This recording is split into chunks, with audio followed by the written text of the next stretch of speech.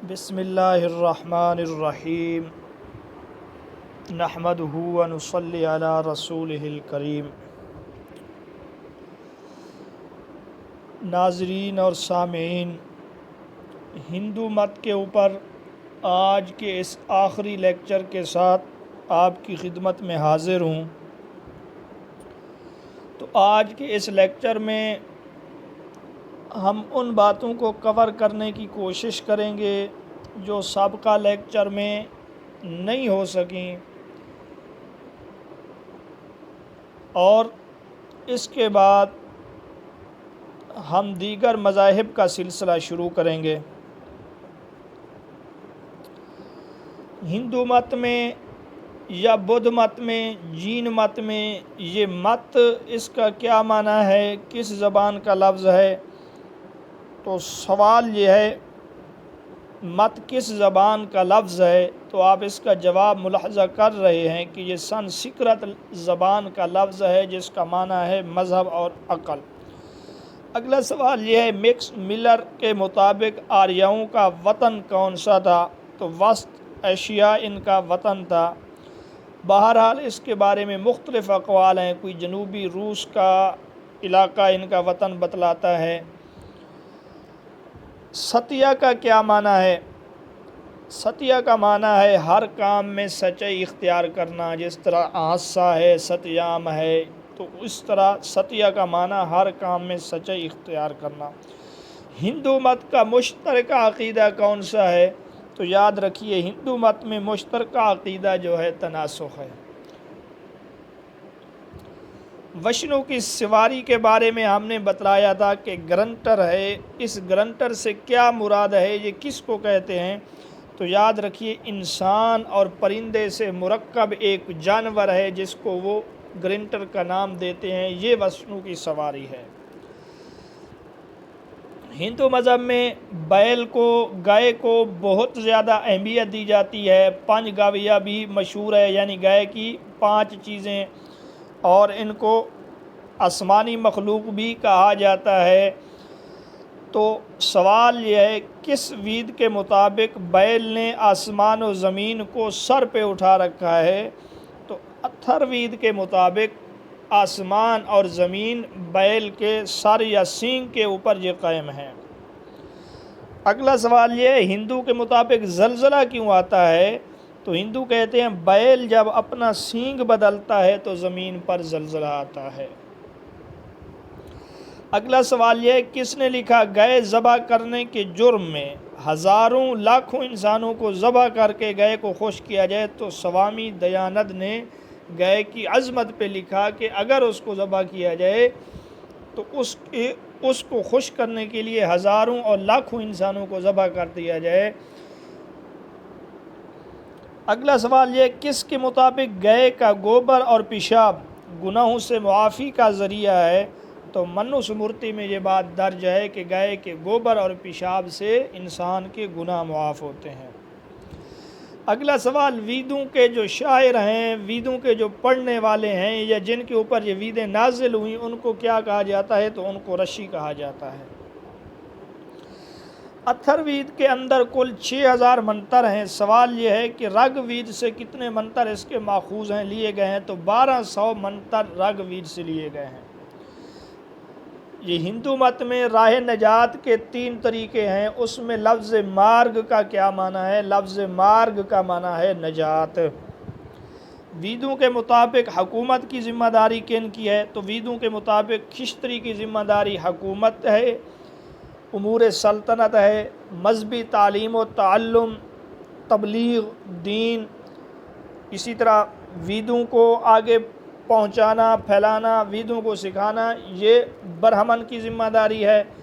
زراعت، تجارت، کھیتی باڑی، یہ ویش کی ذمہ داری ہے، اور شودر کی ذمہ داری تکالیف برداشت کرنا، شودر کی ذمہ داری ان 3 طبقات کی خدمت گزاری ہے۔ ویدوں کے مطابق کاروبار کی ذمہ داری کن کی ہے؟ ویش کی۔ آریہ مذہب سے ہندو کی جو کتابیں تعلق رکھتی ہیں ان کو کیا کہا جاتا ہے؟ ان کو وید یا وید کہا جاتا ہے، یعنی وید جو ہیں یہ آریہ مذہب کا جو مذہبی ادب ہے وہ وید ہے۔ اگلا سوال ہے ہر ایک ماہ یگ میں کتنے یگ ہوتے ہیں؟ تو ہر ایک ماہ یگ میں 4 یگ ہوتے ہیں۔ یہ ہندو کا زمانے کے متعلق ایک ان کا تبصرہ اور تجزیہ ہے کہ ہر ایک ماہ یگ میں 4 یگ ہوتے ہیں، اور ہر ایک ماہ یگ 4,32,000 سال کا ہوتا ہے۔ تو اس لحاظ سے گویا دنیا کا ایک دور 4,32,000,000,000 سال کا جا کے بنتا ہے، اور ہندو کہتے ہیں موجودہ ماہ یگ میں سے 3 یگ گزر چکے ہیں۔ بہرحال یہ ہندو کا ایک اسی طرح کا نظریہ ہے۔ اگلا سوال یہ ہے برہما نے برہمنوں کو کہاں سے پیدا کیا؟ تو اپنے سر اور منہ سے پیدا کیا۔ اگلا سوال یہ ہے سر اور منہ سے ان کو پیدا کیا اور بازو سے اس نے کھشتری کو پیدا کیا۔ اس وجہ سے طاقت کے جو کام ہے، مثلا سپہ سلاری، سپہ گری، میدان جنگ، یہ تمام چیزیں کھشتری سے تعلق رکھتی ہیں۔ اور ران سے پیدا کیا اس نے ویش کو، پاؤں سے پیدا کیا ہے شودر کو۔ وشنو اور شیوا میں سے کس کی عبادت زیادہ کی جاتی ہے؟ تو جواب یہ ہے وشنو کی عبادت زیادہ کی جاتی ہے۔ یہ وشنو بھی پڑھتے ہیں، وشنو بھی پڑھتے ہیں، وید بھی پڑھتے ہیں، وید بھی پڑھتے ہیں، یہ تمام چیزیں کتابوں میں درج ہیں۔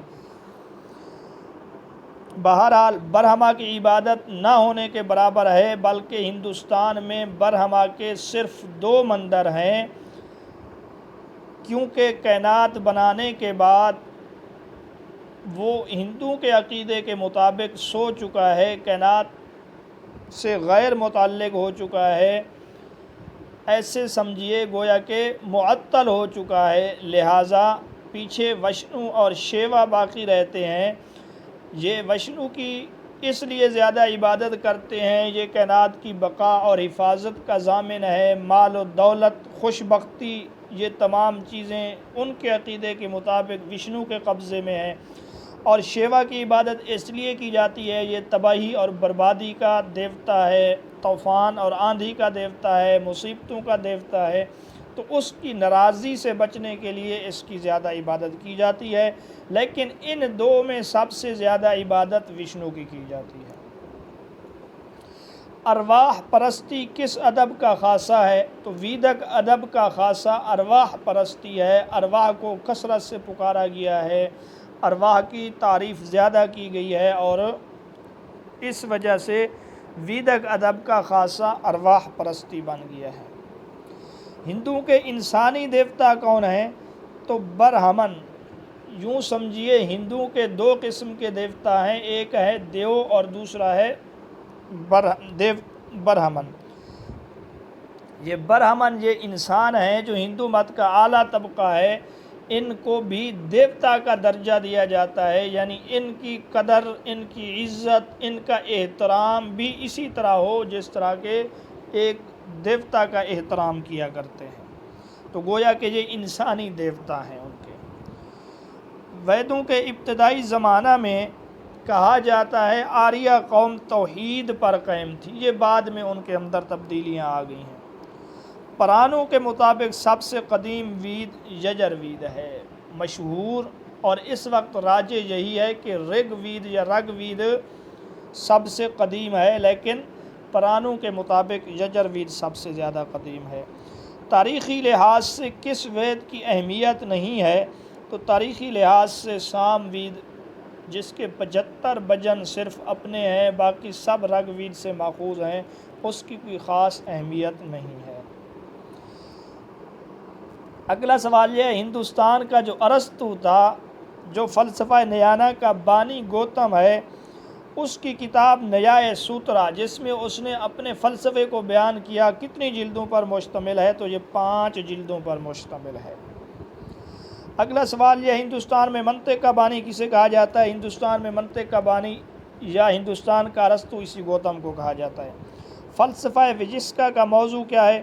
تو فلسفہ وششکا کا موضوع طبعیات ہے، اس میں مادہ اور روح کی تفریق تسلیم کی گئی ہے۔ اگلا سوال یہ ہے، فلسفہ نیانا اور وشسکا کے مطابق انسانی مصائب و تکالیف کا سر چشمہ کیا ہے، بنیاد کیا ہے؟ تو دونوں اس بات پر متفق ہیں کہ انسانی مصائب کا سر چشمہ جہالت ہے۔ جب تک انسان جہالت میں رہتا ہے ان فلسفوں کے مطابق انسان مصائب اور تکلیف سے دوچار رہتا ہے، جو ہی جہالت سے نکلتا ہے تو مصائب اور تکلیف خود بخود ختم ہو جاتا ہے۔ وشسکا سوتر کے کل کتنی جلدیں ہیں؟ یعنی فلسفہ وشسکا جس کا بانی کناڈا ہے، اس نے جس کتاب میں یہ فلسفہ بیان کیا اس کا نام ہے وشسکا سوتر۔ اس کے کل کتنی جلدیں ہیں؟ تو یاد رکھیے اس کی 10 جلدیں ہیں۔ اگلا سوال یہ ہے، فلسفہ سائنکھیا نظری، یعنی اس کا تعلق نظر کے ساتھ ہے، غور و فکر کے ساتھ ہے، جبکہ فلسفہ یوگ کا تعلق عمل کے ساتھ ہے، یہ عملی فلسفہ ہے۔ یہ فرق ہے فلسفہ سائنکھیا اور فلسفہ یوگ میں۔ اشومیدھت ایک لفظ ہندو مت میں استعمال ہوتا ہے، اس کا معنی ہے گھوڑے کی قربانی۔ گیتا میں ضبط نفس کی 3 منزلیں بتلائی گئی ہیں۔ سوال اگر پوچھا جائے کہ گیتا کے اندر نفس کے ضبط کی کتنی منزلیں ہیں تو 3 ہیں۔ آریہ جب ہندوستان آئے تو کتنے دیوتا اپنے ساتھ لائے؟ کہا جاتا ہے جب یہ ہندوستان میں آئے تو 3 دیوتا ان کے ہمراہ تھے۔ نمبر 1 اگنی دیوتا یعنی آگ کا دیوتا، اندر دیوتا بارش اور طوفان کا دیوتا، اس کو کہا جاتا ہے سوریا دیوتا، سے مراد سورج کا دیوتا ہے۔ اگلا سوال یہ ہے کہ کھشتری کو برہما نے بازو، ویش قرآن، جبکہ شودر کو کہاں سے پیدا کیا؟ تو جواب یہ ہے پاؤں سے، پیر سے اس کو پیدا کیا۔ تعلیم و تعلم اور مذہبی امور کے متعلق لوگوں کی رہنمائی کن کی ذمہ داری ہے؟ تو برہمنوں کی ذمہ داری ہے۔ کاشتکاری، مال و تجارت، یہ کس کی ذمہ داری ہے؟ یہ ویش کی ذمہ داری ہے۔ اگلا سوال یہ ہے، کس وید کے مطابق جن لڑکیوں کے بھائی نہ ہوں ان کی شادی نہیں کی جا سکتی؟ تو اتھرو وید کے اندر یہ بات درج ہے۔ اگلا سوال یہ ہے، سوامی رامائن کس فرقے کا بانی تھا؟ تو یہ وشنو مت فرقے کا بانی اسی کو کہا جاتا ہے۔ اگلا سوال یہ ہے، ہندو مت میں حج کی جگہ کون سی ہے؟ تو دریائے گنگا ان کے نزدیک ان کے حج اور زیارت گاہ ہے۔ برہما تحریک کب شروع ہوئی؟ تو 1828 کے اندر برہما تحریک شروع ہوئی۔ اگلا سوال اسی کے مناسبت سے کہ ایران میں قرآن مجید کو پتھر پر کب چھاپا گیا؟ تو 1828 کے اندر چھاپا گیا۔ اسی طرح برہما سماج کا بانی کب پیدا ہوا؟ برہما سماج کا بانی 1772 عیسوی میں پیدا ہوا، اور مشہور ماہر معاشیات ڈیوڈ ریکارڈو کی پیدائش بھی 1772 ہے۔ انشاءاللہ اس کے اوپر میں علیحدہ سے ایک لیکچر دوں گا جس میں تاریخ پیدائش اور تاریخ وفات کے لحاظ سے کافی ایسی چیزیں ملتی جلتی ہیں کہ اگر ان میں سے ایک یاد ہو تو دوسرا خود بخود یاد ہو جاتا ہے۔ مثال کے طور پہ فتح نہاون 21 ہجری ہے، حضرت حسن بصری رحمۃ اللہ علیہ کی پیدائش بھی 21 ہجری ہے، فتح بیت المقدس 16 ہجری ہے، حضرت ماریہ قبطیہ رضی اللہ تعالی عنہ کی وفات بھی 16 ہجری ہے۔ اسی طرح عمر بن عبدالعزیز کی پیدائش 61 ہے، واقعہ کربلا بھی 61 ہے۔ امام شافعی رحمۃ اللہ علیہ کی پیدائش 150 ہے، امام ابو حنیفہ رحمۃ اللہ علیہ وفات 150 ہے۔ اسی طرح امام جعفر صادق رحمۃ اللہ علیہ کی وفات 148 ہجری ہے، ہارون الرشید کی پیدائش 148 ہجری ہے، امام شافعی کی پیدائش 150 ہجری، ملکہ زبیدہ کی پیدائش 150 ہجری۔ اسی طرح امام ابو عبید قاسم بن سلام رحمۃ اللہ علیہ کی پیدائش 104 ہجری، امام شافعی کی وفات 202 ہجری ہے، 204 ہجری ہے، تو 204 ہجری کو بعض کہتے ہیں امام مسلم رحمۃ اللہ علیہ پیدا ہوئے۔ اسی طرح 315 ہجری میں 215 ہجری میں امام نسائی رحمۃ اللہ علیہ پیدا ہو رہے ہیں، 215 ہجری میں حضرت جنید بغدادی رحمۃ اللہ علیہ پیدا ہو رہے ہیں۔ تو اس طرح کافی چیزیں آپس میں ایک دوسرے کے ساتھ ملتی جلتی ہیں۔ 193 ہجری کے اندر ہارون الرشید کی وفات ہے، 194 ہجری کے اندر امام بخاری رحمۃ اللہ علیہ کی پیدائش ہے، صرف 1 سال کا فرق ہے۔ اسی طرح 93 ہجری کے اندر حضرت انس بن مالک رضی اللہ تعالی عنہ صحابی حضرت انس فوت ہو رہے ہیں، اور امام مالک رحمۃ اللہ علیہ 93 ہجری کے اندر پیدا ہو رہے ہیں۔ بہرحال اس طرح کافی چیزیں ہیں جو ایک دوسرے کے ساتھ ملتی جلتی ہیں، تو اس کے اوپر انشاءاللہ میں علیحدہ سے ایک لیکچر بناؤں گا، اس کو دیکھنے کے بعد انشاءاللہ تاریخ پیدائش والے مسائل کافی حد تک حل ہو جائیں گے۔ بہرحال ہم آگے بڑھتے ہیں۔ سوال یہ ہے 1804 میں رام موہن رائے نے تحفۃ الواحدین نامی پمفلٹ کس زبان میں شائع کیا؟ تو انہوں نے فارسی زبان میں اس پمفلٹ کو شائع کیا۔ اگلا سوال یہ لارڈ ولیم بیٹنگ نے کب ستی جیسی ظالمانہ رسم کو قانونی طور پہ ممنوع قرار دی گئی؟ تو جواب یہ ہے 1829 کو اس رسم کو قانونی طور پہ ممنوع قرار دیا گیا۔ آریہ سماج کا بانی دیانت سرسوتی ہے، اس کا اصل نام مول شنکر ہے۔ یاد رکھیے دیانت سرسوتی کا اصل نام مول شنکر ہے۔ مول شنکر کی زندگی پر کس چیز نے زیادہ اثرات ڈالے ہیں؟ تو اس کی جوان بہن کی موت، اور اس موت کے صدمے نے اس کو بہت کچھ سوچنے پر مجبور کیا۔ اس سے متاثر ہو کر یہ ادھر ادھر پھرتا رہا۔ بالآخر 1875 میں اس نے آریہ سماج کی بنیاد رکھی ہے۔ ہندو کس کا موازنہ مارٹن لوتھر سے کرتے ہیں؟ تو دیانت سرسوتی کا موازنہ ہندو کے نزدیک اسی مقام اور مرتبے پر ہے جس طرح پروٹسٹنٹ فرقے والے مارٹن لوتھر کو مقام اور مرتبہ دیتے ہیں۔